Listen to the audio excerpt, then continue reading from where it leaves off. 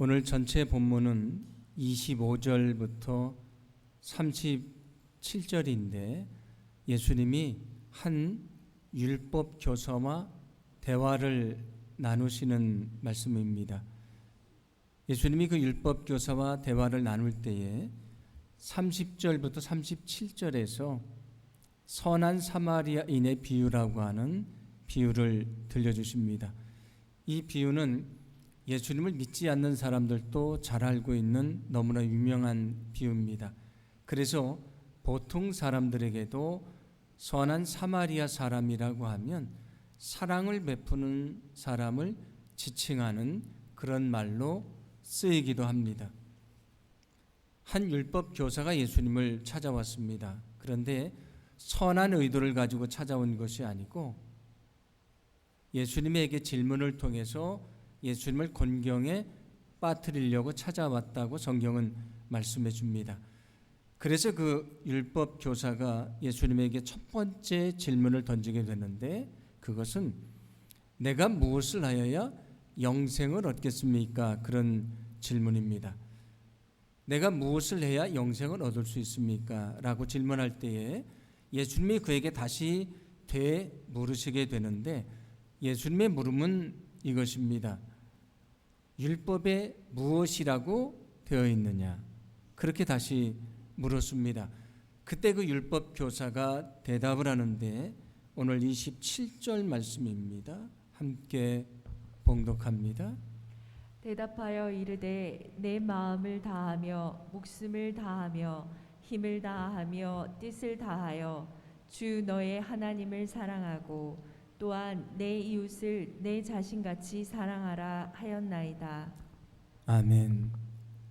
율법 교사의 대답은 하나님을 사랑하고 그리고 이웃을 사랑하라고 말씀하셨습니다. 그렇게 대답을 합니다.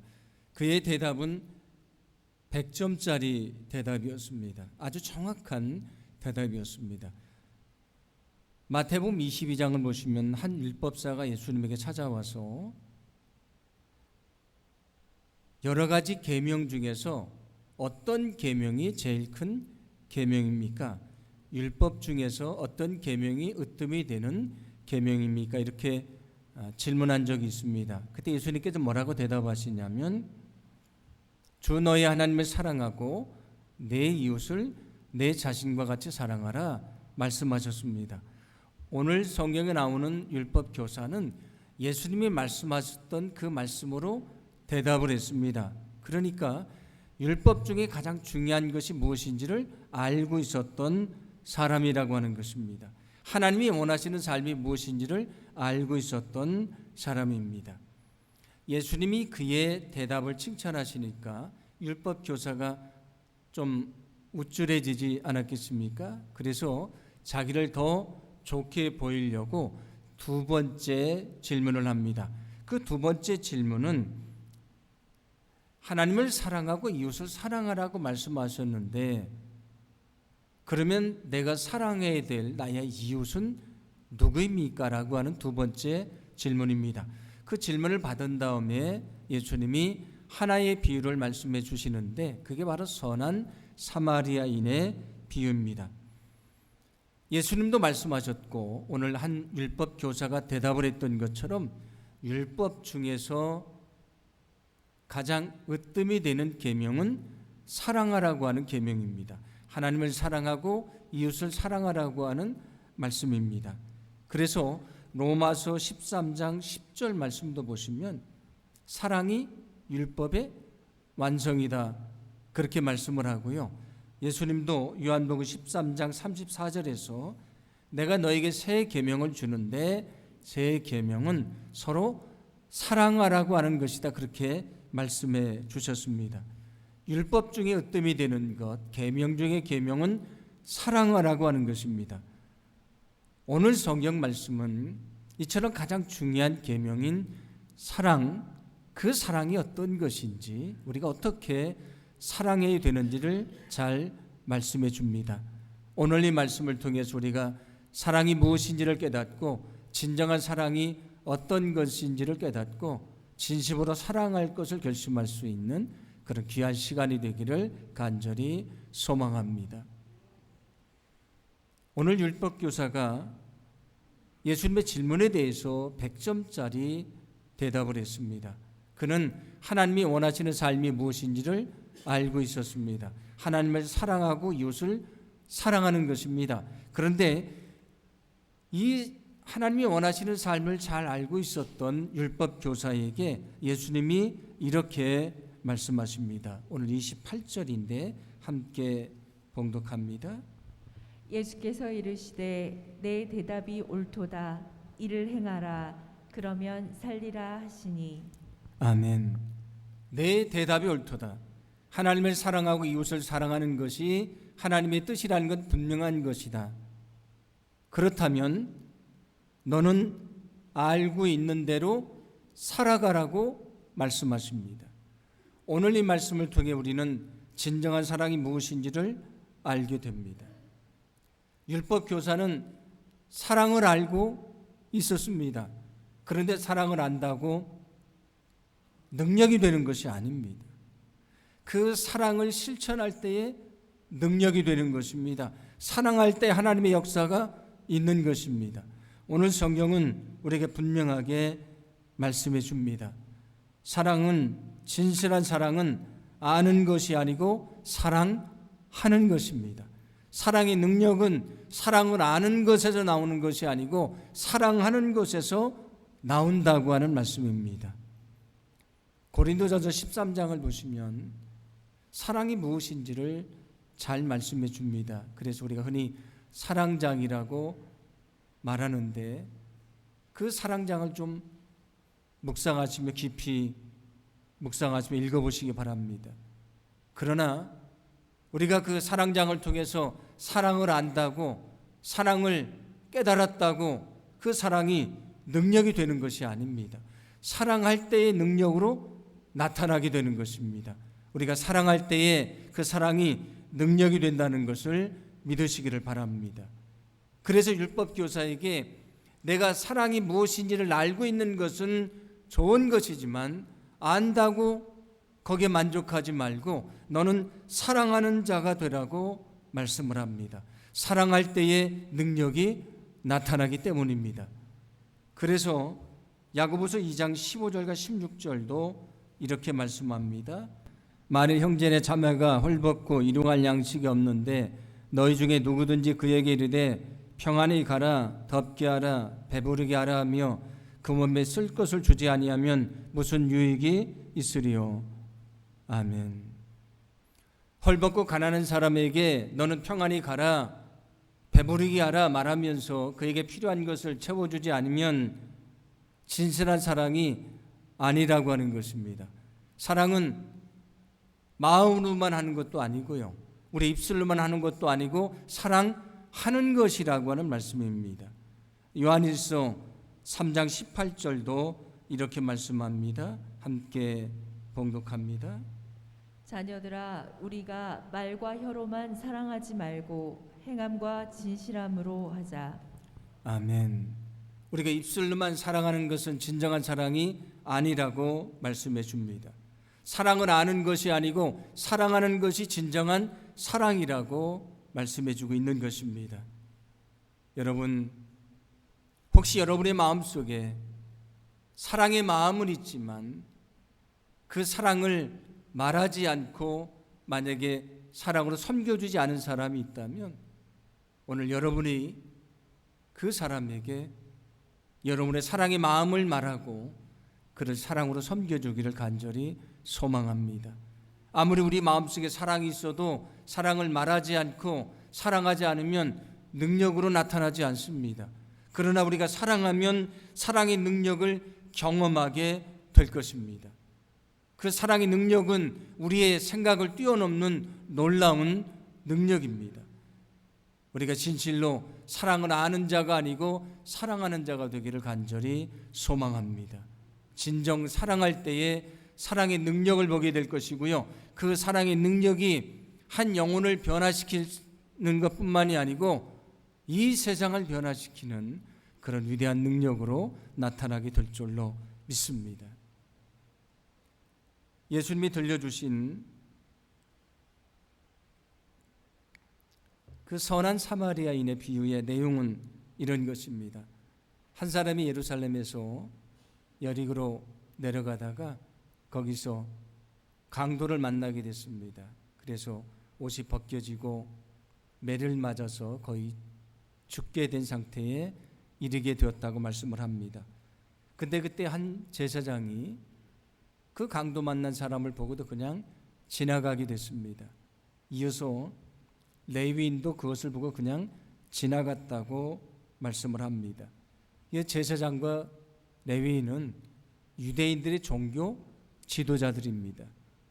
지금으로 말하면 목사님이나 전도사님 정도 되는 사람들이라고 생각을 합니다. 그들이 사랑의 계명을 잘 알고 있지 않겠습니까? 그런데 강도 만난 사람을 그냥 보고 지나갔습니다. 왜 그냥 지나갔을까? 성경에는 자세하게 말씀하지 않습니다. 아마도 만약에 그를 도와주다가 자기도 강도를 만나면 어떻게 하나 이런 두려움이 있었을 수도 있었을 것이고요. 만약에 그가 정말 죽었으면 시신을 만져서 부정하게 될까 봐 그를 돕지 않았다고 생각할 수도 있습니다. 그런데 중요한 것은 사랑의 계명을 잘 알고 있었던 그 종교 지도자들이 그를 외면하고 지나갔다고 하는 얘기입니다.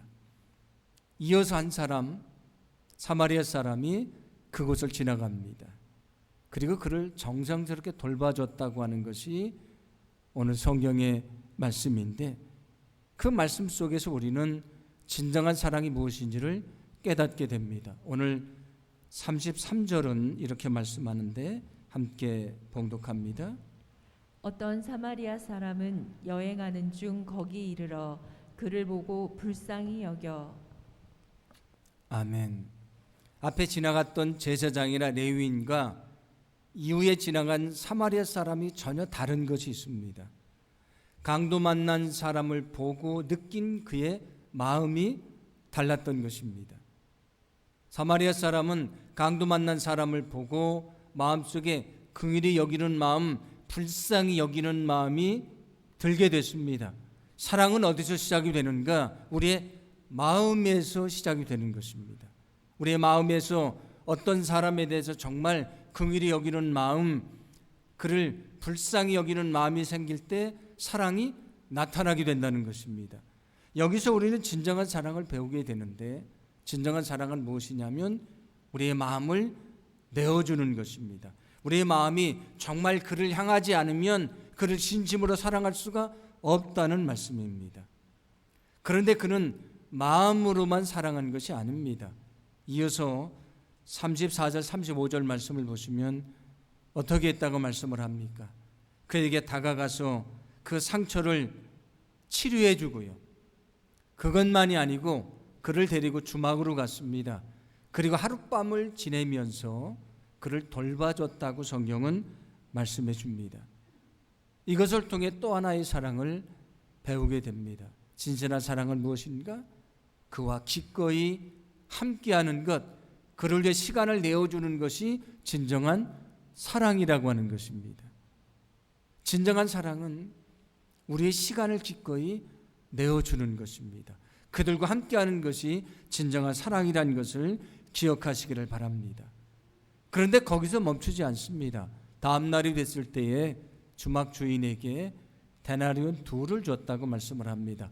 한 데나리온은 노동자의 하루의 품삯이니까 이틀 품삯을 줬다는 얘기입니다. 그리고 뭐라고 말하냐면, 내가 지금 일이 있어 떠나야 되지만 이 사람을 잘 돌봐주십시오.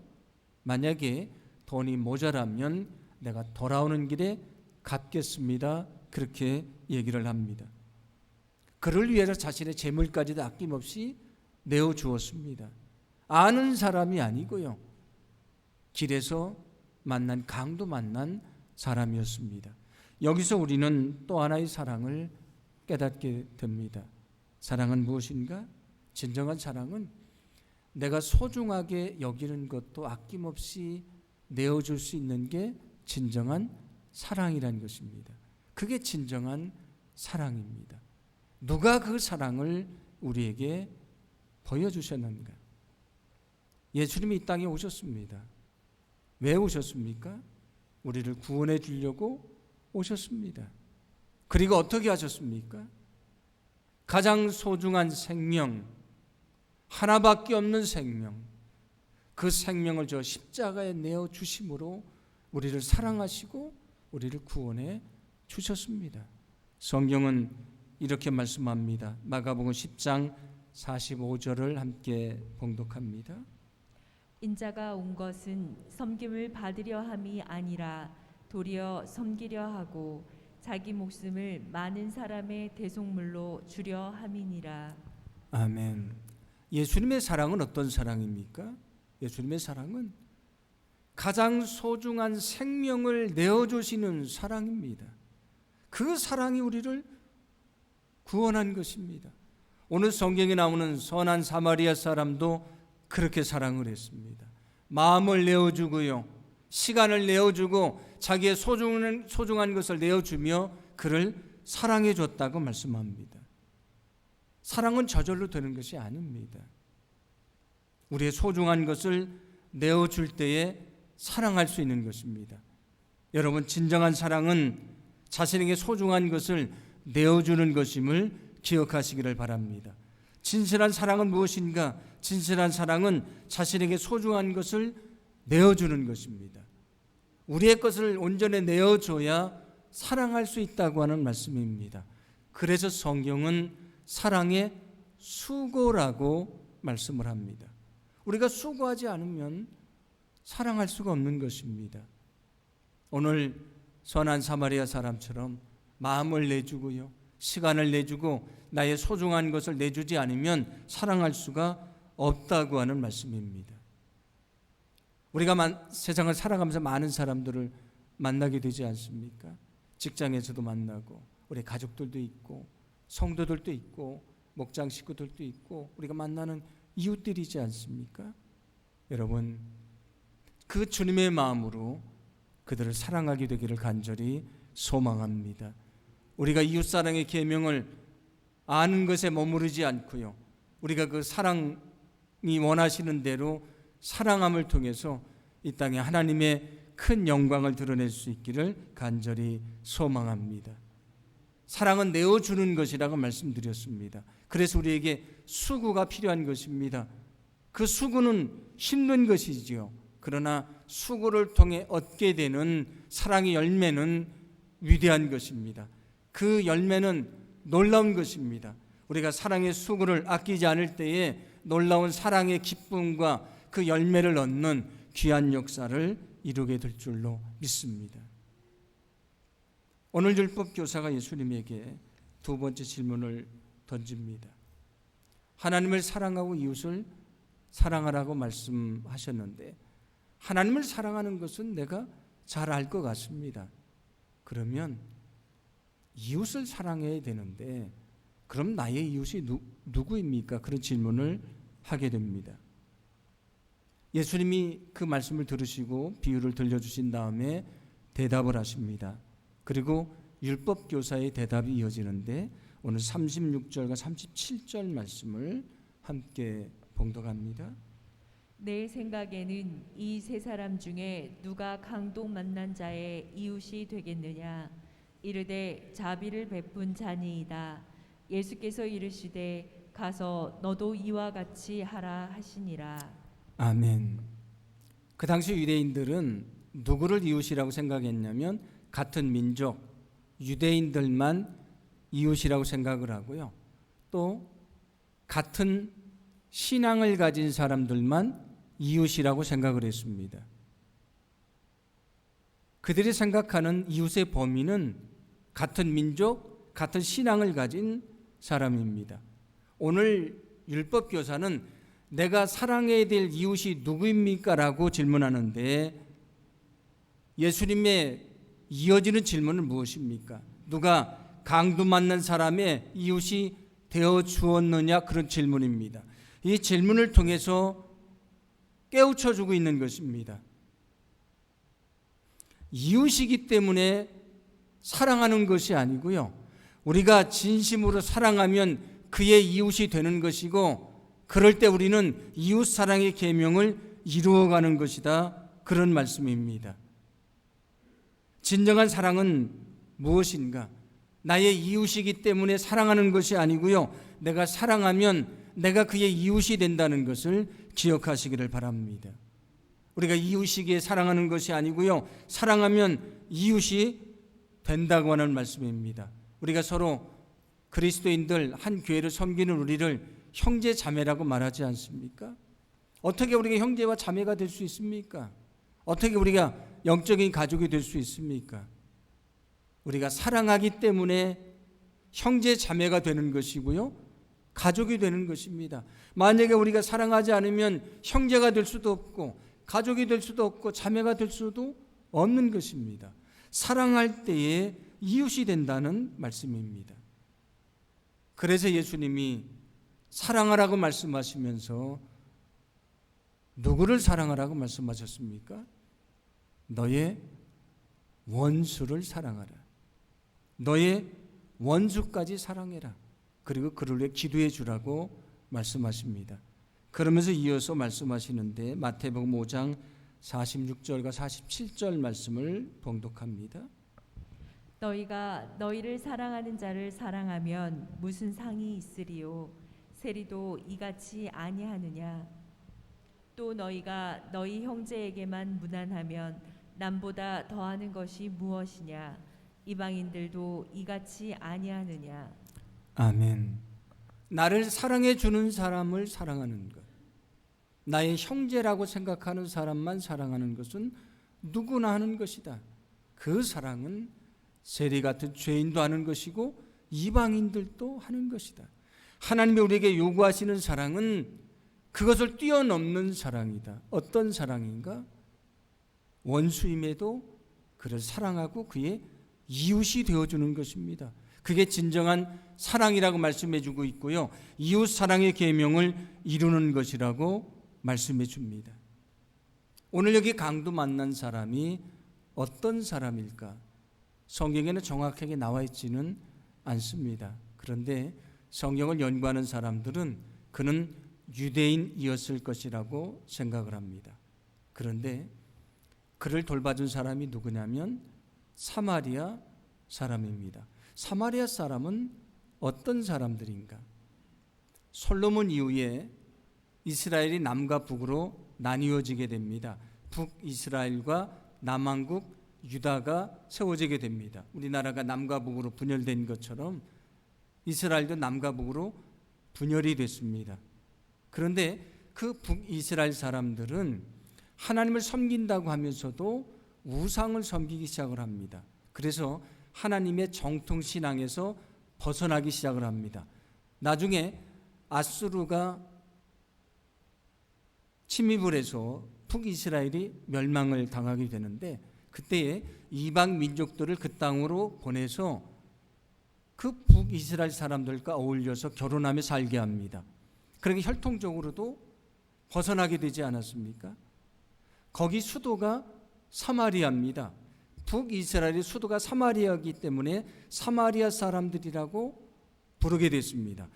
남왕국 유다 사람들이 봤을 때 사마리아 사람들, 북이스라엘의 후손들은 혈통적으로 민족으로 인정할 수도 없고요, 신앙적으로 인정할 수도 없습니다.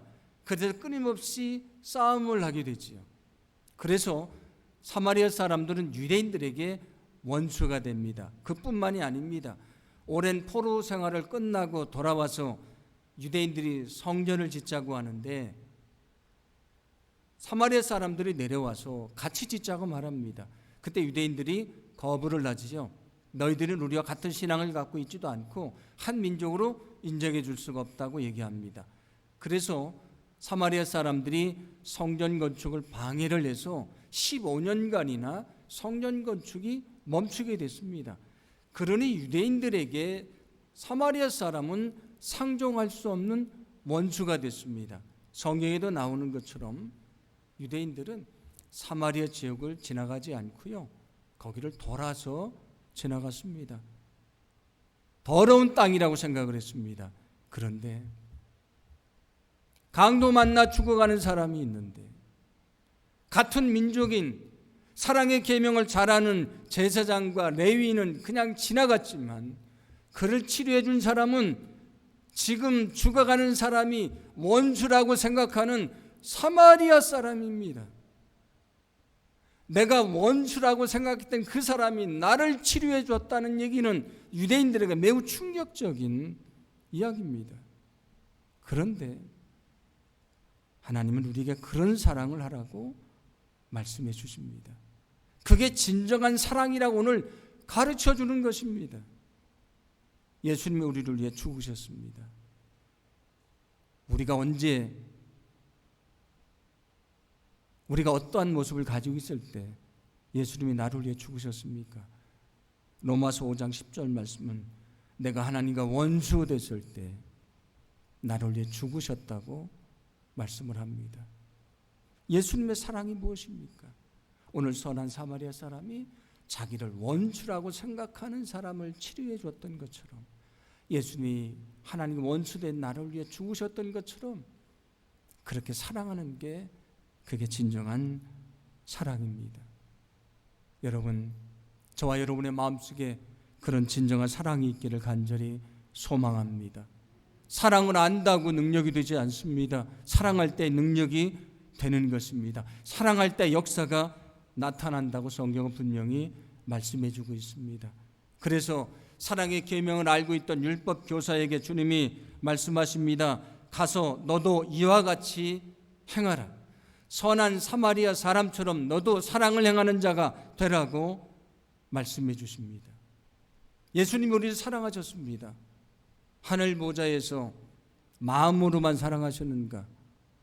입술로만 사랑하셨는가? 그렇지 않습니다. 하늘 보좌를 버리시고 이 땅에 내려오시고요. 그 생명을 십자가에 내어주시는 행위를 통해 우리를 사랑하셨습니다. 우리를 구원해 주셨습니다. 그게 예수님의 사랑입니다. 우리의 가장 소중한 것을 내어주는 사랑을 주님이 보여주셨고 우리에게도 그런 사랑을 요구하십니다. 내가 생각하기에 나의 이웃이라고 생각하는 사람, 나의 형제라고 생각하는 사람만이 아니고요. 내게 원수된 자를 사랑하는 것이 진정한 사랑입니다. 오늘 성경은 주님이 우리에게 말씀하십니다. 가서 너도 이와 같이 행하라. 가서 너도 이와 같이 행하라. 여러분, 우리가 사랑의 계명을 아는 자가 아니고 정말 사랑할 수 없는 사람도 사랑할 때 거기 사랑의 능력이 나타나고 사랑의 기적이 있게 될 줄로 믿습니다. 그 사랑의 기적을 통해 하나님의 살아계심의 능력이 온 세상에 드러나는 거룩한 역사가 있게 될 줄로 믿습니다.